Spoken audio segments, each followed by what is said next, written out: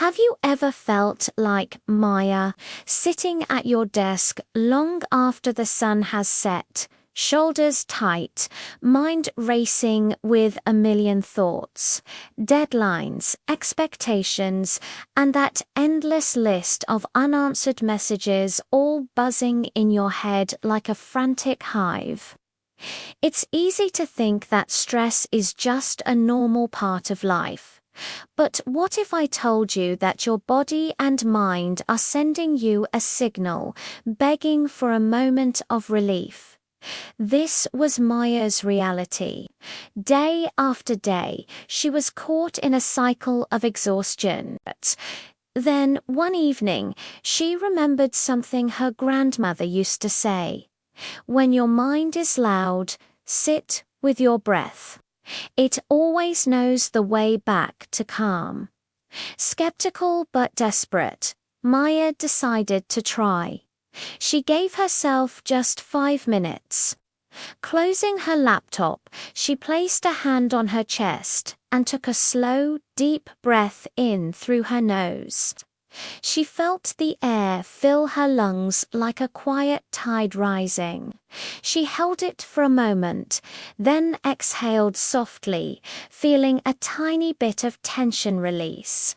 She tried a simple pattern: inhale for 4 counts, hold for 2, and exhale for 6. With each cycle, the relentless buzzing in her head began to soften. This brings us to our very first guideline for finding calm: slow, intentional breathing signals to your body that it's safe to relax. It's a powerful, direct message to your nervous system, telling it to switch from fight or flight mode to rest and digest. When you consciously slow your breath, you're not just breathing, you're telling your brain that the immediate danger has passed. This simple action can lower your heart rate, reduce blood pressure, and bring a sense of immediate peace. You don't need a special pillow or a silent room.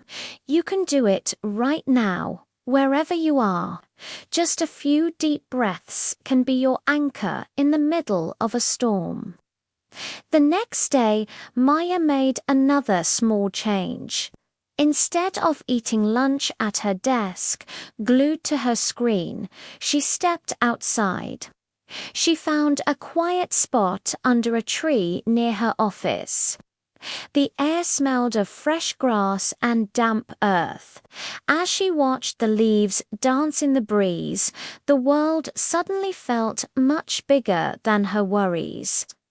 For those few minutes, she felt connected to something still, steady, and timeless. This leads us to our second guideline. Spending time in nature, even for just a few moments, can work wonders to restore your focus and soothe stress. Studies have shown that even looking at a picture of a natural landscape can lower stress levels. But being physically present in nature, feeling the sun on your skin, hearing birdsong, smelling the rain has a profound grounding effect.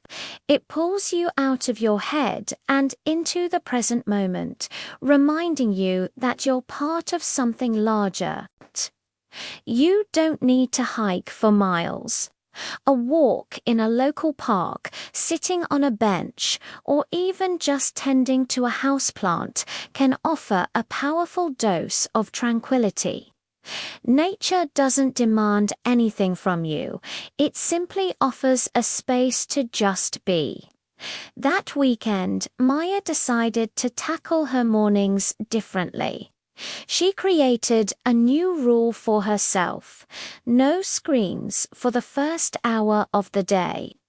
Instead of immediately diving into emails and social media, she brewed a cup of tea, sat by the window, and took out a small notebook. She decided to write down 3 things she was grateful for. Simple things. The sunlight streaming through the glass, the comforting warmth of the mug in her hands, the quiet stillness before the world woke up. This simple practice introduces our third guideline. Gratitude actively shifts your attention away from what causing you stress and reminds you of what working in your life. Stress often makes our focus narrow, forcing us to fixate on problems and perceived threats. A gratitude practice acts like a mental reset button. It broadens your perspective and rewires your brain to look for the good. It's not about ignoring your problems. It's about balancing them with an acknowledgement of the positive aspects of your life, no matter how small. This shift can cultivate a more resilient and optimistic mindset, making challenges feel more manageable. As the days went on, Maya started noticing a pattern. Every afternoon, like clockwork, her body would start to tense up. Her jaw would clench, her shoulders would creep up towards her ears, and her posture would shrink as if she were bracing for impact. The stress wasn't just in her mind, it was physically living in her body. So she came up with another strategy. She set a quiet, discreet alarm on her watch to go off every 2 hours. When it did, she would take a moment to stretch. She'd roll her shoulders back, gently stretch her neck from side to side, and stand up to feel her spine lengthen. Sometimes her break was just a short walk to the water cooler and back. This brings us to guideline number 4.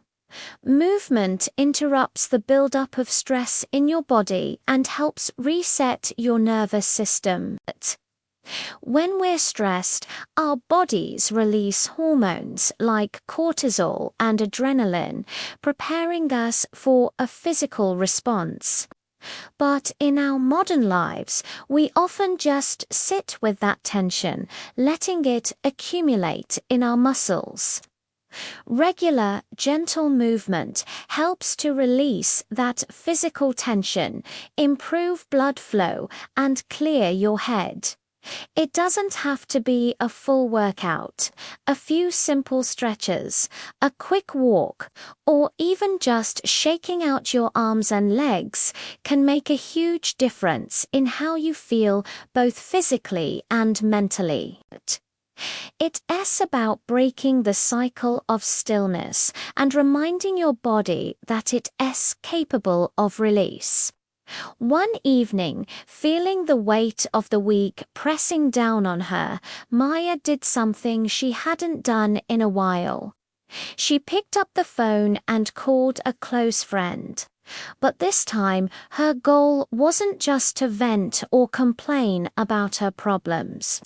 She called simply to talk, to laugh, and to feel that sense of connection.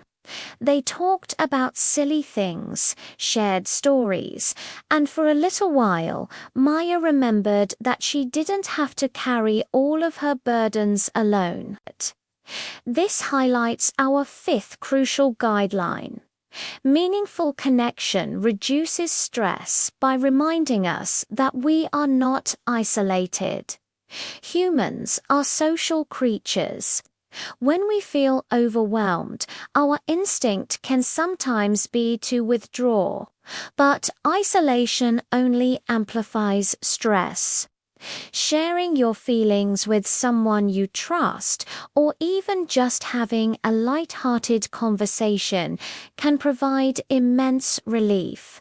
It validates your experience, offers new perspectives, and strengthens your support system. Feeling heard and understood is a powerful antidote to the loneliness that often accompanies stress. It reminds you that you are part of a community and that you have people who care about you. Finally, Maya began to create a special ritual to end each day. As bedtime approached, she would consciously start to wind down. She dimmed the lights in her apartment, turned off all notifications on her phone, and put on some calming ambient music. While listening, she'd slowly sip a cup of warm water with a slice of lemon. During this quiet time, she would repeat a simple mantra to herself. Rest is not failure. It is fuel. This establishes our sixth and final guideline. Creating a consistent wind-down routine teaches your body and mind when it's time to let go of the day. In our always-on culture, it can be hard to transition from being productive and busy to being restful. Your brain needs clear signals that the day is over. A calming routine, whether it involves reading, listening to music, meditating, or gentle stretching, creates a buffer between the stress of your day and the rest you need. It helps lower cortisol levels and prepares your body for deep, restorative sleep. This isn't an indulgence. It's a necessary practice for long-term well-being and resilience. Weeks passed. Maya still had responsibilities, deadlines, and the occasional chaotic day. Life hadn't magically become perfect, but something fundamental had changed within her. She now had a toolkit. She had learned that relaxation isn't about escaping from life. It's about learning to meet life's challenges with a calmer mind and a more centered spirit. It's about finding peace, one breath, one step, and one small intentional moment at a time. These simple practices, woven into the fabric of her daily life, transformed her relationship with stress, proving that you hold the power to find your own way back to calm. Thank you so much for joining me on this journey today. If any of Maya's story resonated with you, I encourage you to try just one of these small steps this week. Let us know in the comments which one you're going to try first. And if you found this helpful, please give this video a thumbs up and subscribe for more content on living a more balanced and intentional life. We'll see you in the next one.